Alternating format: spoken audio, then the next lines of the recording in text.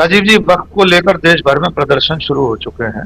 भोपाल में कल बहुत बड़ा प्रदर्शन हुआ था और भी कई जगह सड़कों पर लोग उतरे हुए हैं। लोकतांत्रिक तरीके से, गांधीवादी तरीके से किसी भी कानून का विरोध करना, उसे समाप्त करने की मांग करना लोकतंत्र में जनता का अधिकार है। सरकार की हठधर्मिता देख चुके हैं। विपक्ष ने इतने तार्किक तरीके से अपनी बात सदन में रखी थी जब इस बिल पर बहस हो रही थी। इसके बाद भी सरकार कुछ मानने को तैयार नहीं हुई और उन्होंने संशोधन कर दिए। आने वाले दिनों में इसका क्या असर होगा, इसकी पहली परीक्षा बिहार के चुनाव में हो जाएगी, क्योंकि नरेंद्र मोदी को या बीजेपी को ऐसा लगता है कि वे बहुसंख्यक समाज की भावनाओं को उभार कर, उनके दिलो दिमाग में ये बात रखकर कि मोदी सरकार मुसलमानों को प्रताड़ित कर रही है, उन्हें परेशान कर रही है, उनके अधिकारों पर अंकुश लगा रही है और इसके जरिए बहुसंख्यक समाज को कोई अतिरिक्त प्रसन्नता मिलती है, इससे वोटों का ध्रुवीकरण हो जाएगा। यद्यपि इसमें इसमें ये दुधारी तलवार जैसी रही। बहुत बड़ा तबका हिंदुओं का ये सवाल भी पूछने लगा है कि नरेंद्र मोदी जी मुसलमानों के इतने हितैषी हैं, जब से आए तब से सिर्फ मुसलमानों के हित में काम कर रहे हैं, हिंदुओं की चिंता कब करेंगे? हिंदुओं को कब मिलेंगे उनके वादे वाले सिलेंडर? क्या वे सिर्फ 5 किलो अनाज पर ही आश्रित रह जाएंगे? ऐसा कौन सा बहुत बड़ा काम हिंदुओं के हित में कर दिया है मोदी जी ने? अब समाज में से ही ये आवाजें उठने, इसका असर बिहार में देखा जाएगा। और असर अगर देखना हो तो ये जो जमीनी हकीकत स्क्रीन पर दिखाई दे रही है, युवाओं की लामबंदी दिखाई दे रही है, कन्हैया कुमार का आंदोलन दिख रहा है, पलायन रोको नौकरी दो। कांग्रेस जिस तरह युवाओं के मुद्दे को लेकर सड़क पर उतरी है, यही एक विपक्षी दल को करना चाहिए। बिहार में बेरोजगारी वैसी ही है जैसी देश के बाकी हिस्सों में, लेकिन बिहार के लोग हमेशा से ही बहुत प्रतिभाशाली रहे। देश में बड़े बड़े परिवर्तन करने वाले आंदोलन बिहार से ही आगे बढ़े, चाहे जेपी के समय का संपूर्ण क्रांति आंदोलन हो या उसके बाद भी कई ऐसे बड़े बड़े संदेश बिहार से आगे बढ़कर दिल्ली तक पहुंचे और दिल्ली के तख्त को हिलाने का काम बिहार ने किया। जो भीड़ इसमें दिखाई दे रही है, स्वाभाविक ऐसे प्रदर्शनों में लाठीचार्ज होता है, टीयर गैस, वाटर कैनन, वो सब होते हैं जी। और उसका मुकाबला आंदोलनकारियों को करना ही होता है।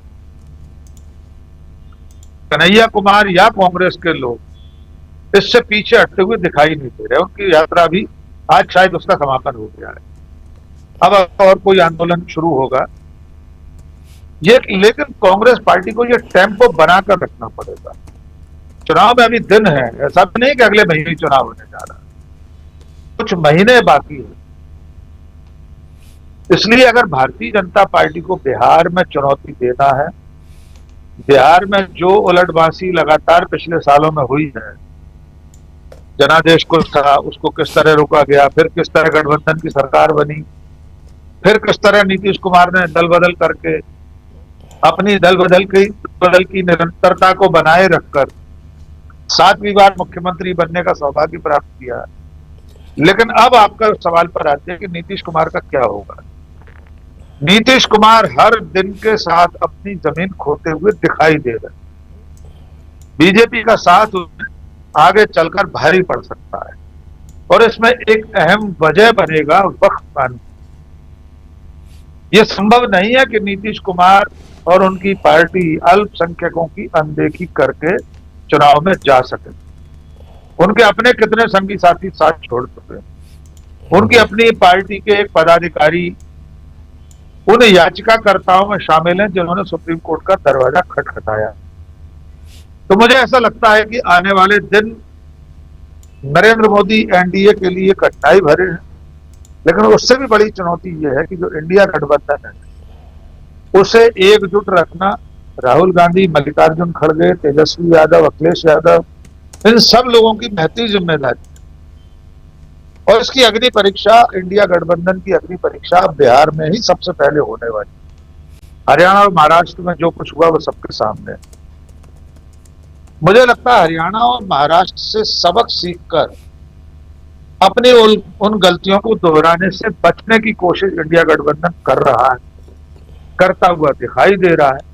अगर वैसी गलतियां नहीं दोहराई गई और ये निरंतरता बनी रही तो बिहार में अच्छी चुनौती मोदी शाह को मिलने वाली। जी रही। जी बिल्कुल, बिहार में अच्छी चुनौती मोदी और शाह को मिल सकती है अगर बिहार में निरंतरता कांग्रेस पार्टी बरकरार रखे और साथ साथ निरंतरता विरोध प्रदर्शन का जो है वो आरजेडी और इंडिया गठबंधन के तमाम दूसरे नेता जो हैं वो बनाए रखें, दूसरे दल बनाए रखें, तो शायद यहाँ पर एक गंभीर चुनौती पेश कर सकता है इंडिया गठबंधन बिहार में। बिहार का जिक्र हम इसलिए कर रहे हैं क्योंकि आज पलायन रोको नौकरी दो जो यात्रा थी कन्हैया कुमार की लीडरशिप में, उस यात्रा का समापन पटना में हुआ और पहले से कांग्रेस पार्टी ने कह दिया था कि हम सीएम हाउस का घेराव करेंगे और घेराव के लिए जा रहे थे। तो जाहिर है कि पहले से वहां पर तैनाती थी पुलिस फोर्स की और पुलिस फोर्स ने पहले ही वाटर कैनन बरसाकर यानी पानी की बौछारों के साथ स्वागत किया गया इस पूरे जो यात्रा में शामिल कन्हैया कुमार के साथ शामिल कांग्रेस के नेताओं का,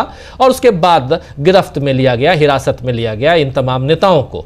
और उसके बाद आपने सुन लिया कन्हैया कुमार ने कहा कि हम तो ये चाहेंगे कि गिरफ्तारी नहीं बल्कि नौकरी दो और यही हमारी मांग है। तो एक तरफ कांग्रेस पार्टी सड़कों पर दिखाई दे रही है, राहुल गांधी ने इस बीच एक दूसरे ढंग से नरेंद्र मोदी और उनकी सरकार और बीजेपी आरएसएस पर हमला बोला है। राहुल गांधी ने अभी से थोड़ी देर पहले एक ट्वीट किया, उस ट्वीट को लाकर अभी अचानक हम राहुल गांधी के ट्वीट को क्यों दिखा रहे हैं उस पर भी हम चर्चा करेंगे। नरेंद्र मोदी कैसे फंसे हुए हैं इसकी बानगी है। देखिए लिख रहे हैं राहुल गांधी, बीजेपी आरएसएस के नेता एक तरफ फुले जी को दिखावटी नमन करते हैं और दूसरी तरफ उनके जीवन पर बनी फिल्म को सेंसर कर रहे हैं। महात्मा फुले और सावित्रीबाई फुले जी ने जातिवाद के खिलाफ लड़ाई में पूरा जीवन समर्पित कर दिया, मगर सरकार उस संघर्ष और उसके ऐतिहासिक तथ्यों को पर्दे पर नहीं आने देना चाहती है। बीजेपी आरएसएस हर कदम पर दलित बहुजन इतिहास मिटाना चाहती है ताकि जातीय भेदभाव और अन्याय की असली सच्चाई सामने न आ सके। दरअसल सावित्रीबाई फुले या महात्मा फुले जो कह लें आप, इनके ऊपर फिल्म बनी है और इस फिल्म से बहुत सारे पार्ट को हटाने का भी यहाँ पर आदेश हुआ है सेंसर बोर्ड की तरफ से और इस फिल्म को प्रदर्शित ना किया जाए इसका भी जिक्र हो रहा है। डॉक्टर साहब आपके पास ही एक बार जल्दी से आना चाहता हूँ, फिर आते हैं सुनील शुक्ला जी के पास। इस फिल्म पर आपकी प्रतिक्रिया जरूर चाहूंगा जिस पे राहुल गांधी ने ट्वीट किया है। देखिए हम सब लोग जानते हैं कि जो हमारे समाज की सदियों से चली आ रही ब्राह्मणवादी व्यवस्था थी, वो जो बेड़ियां थी, महात्मा फुले ने उसके खिलाफ लंबी लड़ाई। जो तकलीफ उस समय समाज के उच्च वर्ग को थी, सवर्ण वर्ग को थी, वही परेशानी इस वक्त इस फिल्म से एक बार फिर इस वर्ग को दिखाई दी गई। हम सब जानते हैं कि राष्ट्रीय स्वयंसेवक संघ अपने मूल में, अपनी विचारधारा के आधार में सवर्णवादी सोच का, मनुवादी सोच का संगठन है। उसकी विचारधारा में लोगों की समानता का, नागरिकों की, मनुष्य की समानता का कहीं कोई स्थान नहीं। जातिगत भेदभाव उसके मूल में, यहां तक कि स्त्री को भी, महिलाओं को भी बराबरी का दर्जा संघ अपने मूल में नहीं देता है। तो अब जब यह फिल्म आने वाली है तो एक खास तबका, और आप देख लीजिएगा जितने लोग विरोध कर रहे हैं सोशल मीडिया पर, उनके प्रोफाइल्स चेक कर लीजिए, उनका बायो देख लीजिए, तो आप समझ जाएंगे ये सारे वही लोग हैं जो मूलतः इस देश में एक बार फिर से मनुवादी व्यवस्था को लागू करना चाहते हैं, जो भारत के उस संविधान के पक्ष में न तो तब थे जब लागू हो रहा था, न आज है, जो संविधान हर मनुष्य को बराबर का मानता है, बराबरी का दर्जा देता है।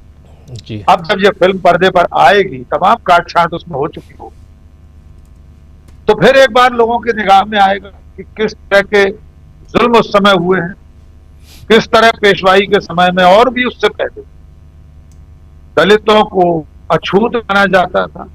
नगर की सीमा में प्रवेश करने से पहले कमर में झाड़ू बांधकर चलना पड़ता था। स्त्रियों की दशा क्या थी सदियों पहले, कमर से ऊपर वस्त्र नहीं पहन सकती थी।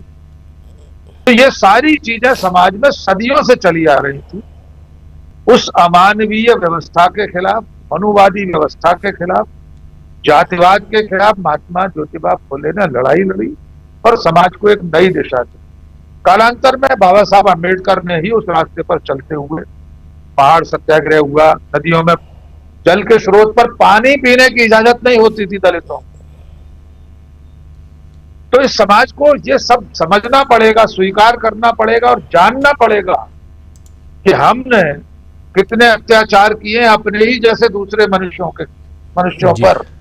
अंतिम बात, डॉक्टर साहब, मैं गांधी जी की उस बात को मानता हूं। महात्मा गांधी कहा करते थे, अगर आप किसी बात से असहमत हैं तो उसके विरोध के लिए लोकतांत्रिक तरीका अपनाइए।